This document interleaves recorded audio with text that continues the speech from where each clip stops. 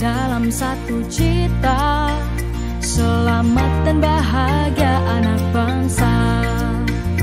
Bapak pendidikan beri filosofi, guru penggerak siap berinovasi.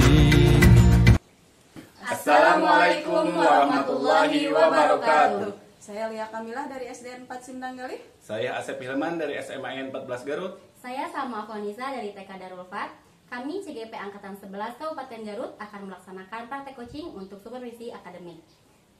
Salam guru penggerak, Tergerak, bergerak, Menggerakkan. Selamat menyaksikan. Wassalamualaikum warahmatullahi wabarakatuh.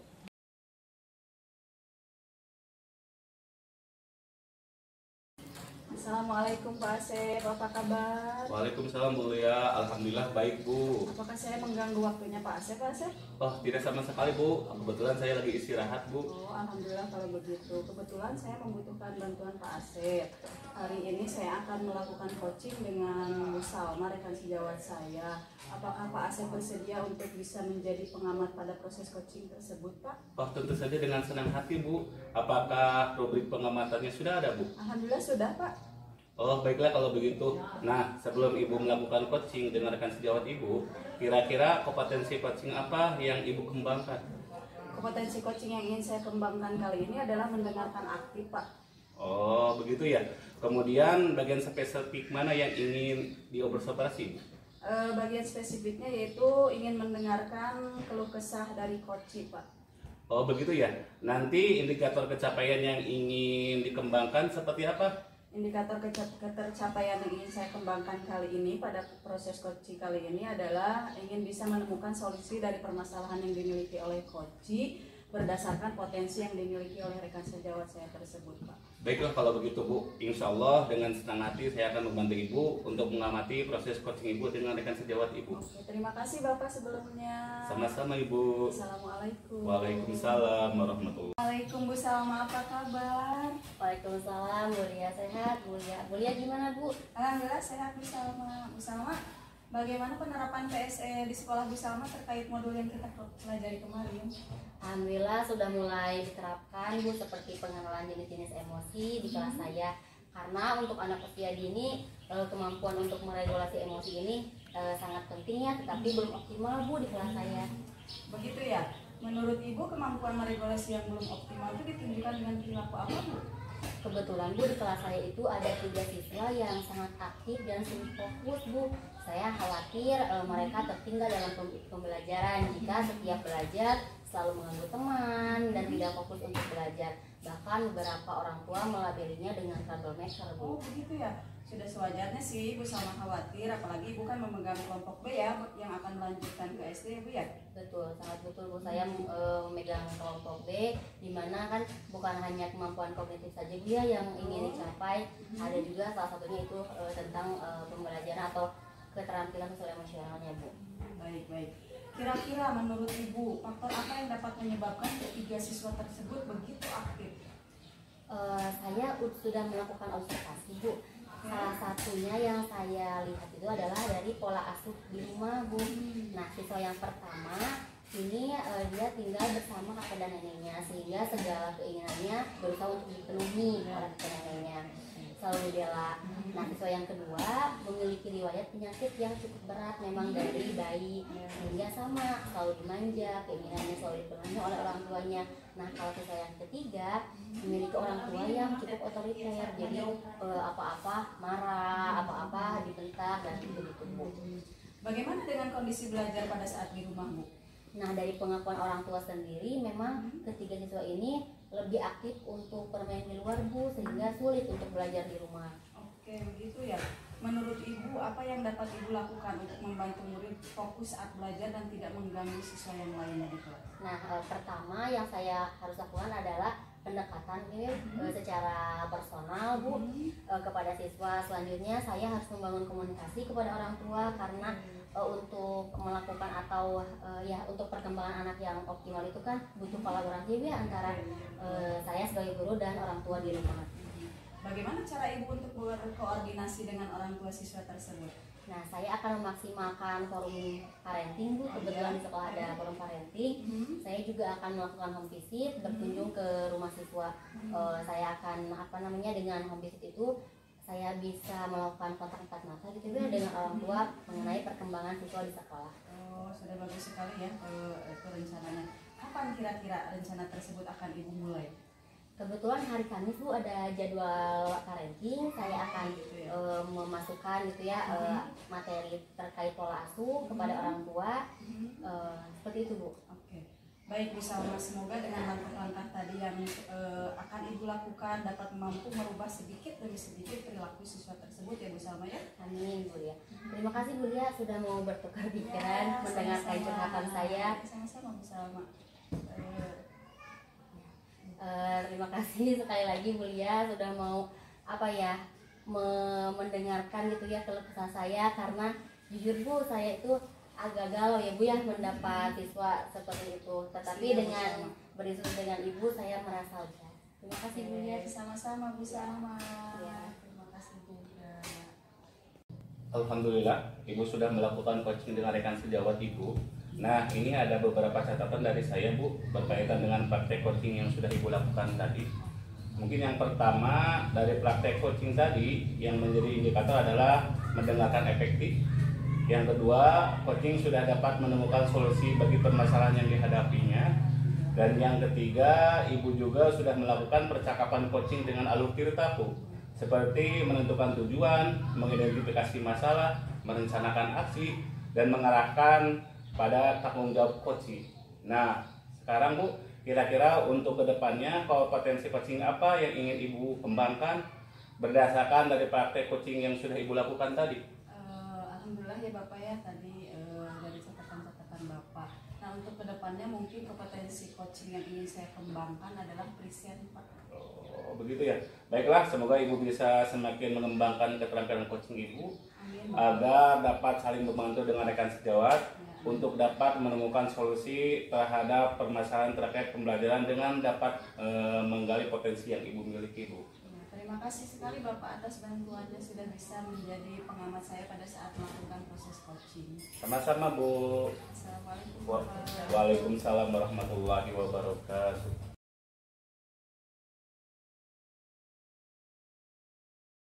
Pak Sep. Waalaikumsalam Bu Salma. Selamat pagi Bapak, bagaimana kabarnya hari ini? Alhamdulillah baik sekali Bu. Alhamdulillah ya Pak. Baik, sesuai dengan apa yang telah kita diskusikan kemarin, bahwasannya hari ini Bapak akan melaksanakan praktik coaching ya Pak bersama Bu Lia. Namun sebelumnya ada tahapan praobservasi yang harus kita laksanakan. Nah, pada tahapan ini ada beberapa pertanyaan yang akan saya ajukan kepada Bapak sebagai coach. Apakah Bapak bersedia? Insya Allah bersedia Bu. Nah, seperti yang kita ketahui bersama bahwa coaching ini bertujuan untuk mengembangkan coaching Pak ya, mengembangkan keterampilan baru ataupun meningkatkan keterampilan yang sudah dimilikinya. Nah, dalam praktik coaching ini saya berharap Bapak dapat melakukan coaching sesuai dengan prinsip coaching, yaitu kemitraan, proses kreatif, dan memaksimalkan potensi dari coaching sendiri. Kemudian dalam membangun percakapan dengan coaching ada 3 kompetensi inti, yaitu kehadiran penuh, mendengarkan aktif, dan mengajukan pertanyaan berbobot. Nah, dari ketiga kompetensi inti ini Pak, secara spesifik apa yang ingin Bapak observasi? Kompetensi coaching yang spesifik yang ingin saya kembangkan yaitu mendengarkan aktif Bu. Nah, ya luar biasa sekali Pak ya. Dengan mendengarkan aktif kita bisa fokus dengan permasalahan yang dihadapi coaching. Semoga proses coaching yang Bapak lakukan dapat berjalan dengan baik. Amin, amin. Ya. Selamat melaksanakan coaching Bapak. Ya, terima kasih Bu ya. Sama-sama. Bu ya. Waalaikumsalam Pak Asep. Bagaimana kabarnya hari ini Bu? Alhamdulillah baik Pak. Hari ini rencananya kita mau sharing apa nih Bu? Rencananya hari ini saya mau sharing terkait program pendidikan guru penggerak nih sama Bapak. Sebetulnya saya merasa senang sekali ya Pak ya mengikuti program guru penggerak ini, karena kita bisa mendapatkan berbagai macam ilmu pengetahuan yang berkaitan dengan profesi kita ya Pak ya. Nah, karena itu saya ingin bisa lebih optimal dalam pengembangan diri saya dalam menjalani program guru penggerak ini Pak. Oh begitu ya. Jadi Bu Lia ingin lebih optimal dalam pendidikan guru penggerak ini ya? Betul Pak. Baik, berarti fokus kita di diskusi hari ini tentang optimalitas pendidikan guru penggerak ya? Iya Pak. Baik, menurut Bu Lia optimalitas dalam pendidikan guru penggerak itu apa sih? Seperti tadi saya bilang ya Pak ya, sebetulnya saya merasa senang sekali sekali bisa masuk dalam program guru penggerak ini, karena kita bisa mendapatkan pengetahuan-pengetahuan yang begitu luar biasa ya Pak ya. Tinggal sekarang bagaimana saya mampu menarik pengetahuan-pengetahuan tadi menjadi ilmu yang bermanfaat. Nah, permasalahan yang saya dapatkan dalam PGP ini, saya belum bisa mengikutinya secara optimal. Apalagi bulan-bulan ini Pak, kebetulan saya banyak bentrok dengan program-program lain di luar PGP ini Pak. Jadi kalaupun saya pulang ke rumah, saya lebih fokus ke urusan rumah tangga gitu. Oh begitu ya. Baik, kalau saya simpulkan berarti tidak optimal karena bentrok ya. Beberapa kegiatan dan sibuk mungkin mengurus rumah tangga begitu. Disebut sibuk juga bukan ya, mungkin sepertinya lebih pada belum bisa melakukan manajemen waktu dan menempatkan skala prioritas saja Pak. Kalau kita petakan dari angka 1 sampai dengan 10, kira-kira optimalitas yang Ibu Lia lakukan dalam PGP ini baru berapa angka? Angka berapa Bu? Untuk bulan ini mungkin 5 ya, karena memang bulan ini saya banyak bentrok dengan beberapa kegiatan gitu Pak. Secara teori saya paham hal-hal yang diajarkan dalam PGP, hanya mungkin durasi waktu yang saya butuhkan untuk paham itu lebih lama dibandingkan dengan CGP yang lain. Dan kalau saya terdistraksi itu biasanya kurang bisa mengingat hal-hal yang baru saya pelajari, dan akhirnya biasanya saya harus mulai dari awal gitu Pak. Oh begitu ya Bu. Baik Bu Lia, ingin mengoptimalkan PGP sampai sejauh mana? Kalau kita petakan, tadi Ibu sudah bilang kan baru 5. Ya. Nah kira-kira Bu Lia mau menaikkan sampai angka berapa nih? Sepertinya 7 ya Pak ya? Apa yang akan Ibu Lia lakukan untuk menaikkan ke angka 7 ini? Mungkin belajar untuk menentukan skala prioritas Pak, dan fokus untuk tidak mudah terdistraksi tadi Pak. Baik, apa yang akan Ibu lakukan agar bisa menentukan segala prioritas dan tidak mudah terdistraksi? Untuk skala prioritas mungkin saya akan membuat catatan ya Pak ya, dan untuk menghindari agar tidak mudah terdistraksi, saya akan coba memakai mindfulness dengan teknik stop seperti yang kita pelajari di modul sebelumnya Pak. Ya. Bagus Bu, menurut Bu Lia dari 2 hal yang akan dilakukan, mana yang kira-kira bisa diaplikasikan dalam waktu dekat ini? Sepertinya dua-duanya bisa dilakukan secara bersamaannya dalam waktu dekat, karena memang dua-duanya saling menguatkan dan saling melengkapi Pak. Kapan Bu Lia akan mulai membuat catatan skala prioritasnya? Malam ini Pak. Baik, sepertinya kita sudahi sampai sesi ini. Apa yang Ibu Lia dapatkan dalam seri ini, siang ini? Lega sekali Pak, karena saya kembali merasa semangat ya. Serasa setengah masalah saya sudah terselesaikan. Seperti tadi saya bilang, untuk bisa tidak mudah terdistraksi, saya akan mencoba dengan mindfulness. Dan untuk ini Pak, skala prioritas mungkin tadi tambahannya saya akan mencoba memakai aplikasi pada HP, yaitu namanya To-do List di HP, dan saya juga bisa menerapkan dengan menggunakan atau memakai alarm pengingat supaya nanti kalaupun saya lupa akan diingatkan oleh alarm tersebut. Baik, sepertinya kita sudah sampai di ujung sesinya Bu. Ya. Apa yang Ibu Lia dapatkan dalam sharing ini? Saya merasa lega. Terima kasih sekali Bapak sudah mau sharing sama saya, sehingga tadi saya sudah merasa lega ya Pak, karena bisa menemukan solusi untuk permasalahan yang sedang saya hadapi ini Pak. Terima kasih Bu Lia. Saya menunggu sesi selanjutnya untuk berdiskusi optimalitas pengembangan dari diri Bu Lia. Ya, terima kasih Bapak, sama-sama. Assalamualaikum. Waalaikumsalam. Alhamdulillah Pak Asep ya sudah melaksanakan proses coaching dengan Bu Lia dengan lancar, saya lihat. Nah, saya menulis beberapa hal Pak terkait tadi praktek coaching yang sudah Bapak lakukan. Yang pertama, saya melihat kemitraan sudah terjalin dengan baik antara Bapak dengan Bu Lia. Dilihat dari bagaimana Bapak membangun komunikasi yang efektif. Kemudian yang kedua, proses kreatif dan memaksimalkan potensi coaching juga sudah Bapak laksanakan dengan menggunakan alur tirta. Bagaimana Bapak menggiring Bu Lia untuk bisa menentukan tujuan, kemudian identifikasi masalah, merencanakan aksi, dan pada akhirnya mengarahkan pada tanggung jawab coaching. Nah, kira-kira Pak untuk kedepannya kompetensi coaching apa yang ingin Bapak kembangkan? Nah, untuk kedepannya indikator yang saya ingin kembangkan adalah present, Bu. Oh, present ya Pak, kehadiran penuh. Oke, baik, kalau seperti itu semoga Bapak bisa mengembangkan tadi kompetensi yang ingin Bapak kembangkan, bahwasannya dengan present atau kehadiran penuh Bapak bisa lebih optimal begitu ya Pak dalam melakukan proses coaching. Baik, terima kasih Bapak. Iya Bu, sama-sama.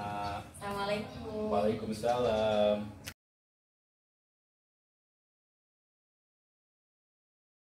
Assalamualaikum Bu Salma. Waalaikumsalam Ibu. Selamat pagi. Bu, bagaimana kabarnya hari ini? Alhamdulillah sehat. Ibu gimana Bu? Alhamdulillah sehat Bu Salma. Baik Bu, sesuai dengan apa yang telah kita diskusikan kemarin ya. Rencananya Ibu akan melaksanakan praktek coaching dengan Pak. Namun sebelumnya ada tahapan yaitu observasi karena nanti saya yang akan mengamati proses coaching bersama ya. Nah, pada tahap ini ada beberapa pertanyaan yang ingin saya ajukan sama Bu Salma. Apakah Bu Salma bersedia? Silakan Ibu. Seperti kita ketahui ya Bu Salma, bahwa proses coaching ini kan bertujuan membantu mitra mengembangkan keterampilan baru ya, atau meningkatkan keterampilan yang memang sudah dimiliki oleh coach tadi. Nah, dalam praktek coaching ini ada 3 kompetensi, yaitu kehadiran penuh, mendengarkan aktif, dan mengajukan pertanyaan berbobot. Nah, dari ketiga kompetensi coaching tadi, secara spesifik apa yang ingin Ibu kembangkan dalam proses coaching yang akan Ibu lakukan tadi? Baik Bu, untuk kompetensi yang ingin saya kembangkan yaitu mendengarkan aktif Bu. Luar biasa sekali ya Bu ya. Semoga proses coaching nanti dapat berjalan dengan baik ya Bu Salma ya. Amin amin. Selamat melaksanakan coaching Bu Salma. Ya, Bu. Assalamualaikum Bapak, apa kabarnya Pak Asep? Waalaikumsalam Bu Salma. Alhamdulillah Bu. Oh iya Bu, boleh nggak saya meminta waktunya sedikit? Saya mau bercerita tentang apa yang saya rasakan akhir-akhir ini di kelas saya Bu. Boleh Pak, silakan. Bapak ingin bercerita tentang apa? Begini Bu, akhir-akhir ini saya merasakan murid-murid di kelas saya kurang antusias dalam proses pembelajaran Bu. Selain itu juga murid-murid saya dalam mengerjakan tugas-tugas kurang dari 50% dari total siswa di kelas saya Bu. Jadi menurut Pak Asep, apa yang Bapak harapkan dari obrolan kita hari ini Pak? Saya mengharapkan solusi atas permasalahan yang saya hadapi tentang murid-murid kurang antusias dalam proses pembelajaran. Nah, menurut Bapak, hal apa saja yang membuat murid kurang antusias dalam pembelajaran Pak? Kalau saya ingat kembali, hal yang menyebabkan murid-murid saya kurang antusias adalah mungkin yang pertama Bu, pembelajaran saya sepertinya sedikit membosankan, terlalu monoton. Saya juga terlalu mendominan dalam penjelasan materi-materi murid saya Bu. Kedua, saya tidak memberikan kesempatan kepada murid untuk mengeluarkan pendapat ataupun aktif berbicara dalam pembelajaran saya di kelas. Oh begitu ya Pak ya. Kira-kira apa saja yang dapat membuat murid Bapak antusias dalam pembelajaran Pak? Menurut saya, murid-murid pasti menginginkan pembelajaran yang mengasihkan Bu, tidak monoton ataupun tidak membosankan Bu. Nah, wah kalau begitu saya juga sependapat dengan Bapak. Lalu menurut pendapat Bapak, apa saja yang bisa membuat murid asyik dan tidak bosan saat belajar Pak? Menurut saya, pembelajarannya harus terpusat pada murid Bu. Murid diminta untuk aktif dalam pembelajaran. Murid kemudian adanya ice breaking ataupun game supaya pembelajaran lebih menarik lagi Bu. Lalu mengenai tugas yang diberikan kepada murid-murid Bapak menjadi penyebab tidak Pak sehingga mereka kurang antusias dalam pengumpulan tugas yang diberikan oleh Bapak? Kemungkinan iya Bu, karena tugasnya terlalu banyak dan berisi banyak pertanyaan pula tanpa saya memberikan sumber belajar yang beragam dan mengasihkan kepada mereka Bu. Kalau boleh saya tahu Pak, Bapak menggunakan sumber belajar apa saja di kelas saat mengajar? Saya menggunakan teks materi Bu dari perpustakaan dan menggunakan juga LKS yang dipersiapkan dari pihak sekolah. Adakah sumber belajar lain Pak selain tadi buku teks? Saya pikir banyak Bu. Sumber belajar seperti video YouTube ataupun aplikasi e-learning ataupun aplikasi GeoGebra. Dan mungkin bisa juga kita menggunakan aplikasi yang sedang tren saat ini Bu, seperti Quizizz ataupun yang lain-lainnya. Nah betul sekali Bapak, saya yakin sekali Pak ya, kalau Bapak bisa menggunakan berbagai macam sumber belajar tadi, pasti akan membuat murid-murid antusias dan asik dalam belajar. Nah jadi sekarang apa rencana Bapak untuk menyelesaikan masalah ini? Yang pertama mungkin saya akan merancang pembelajaran yang mengasihkan Bu, dengan menggunakan sumber belajar yang beragam seperti YouTube dan aplikasi-aplikasi matematika yang lainnya. Yang kedua, saya akan memberikan tugas tidak terlalu banyak Bu.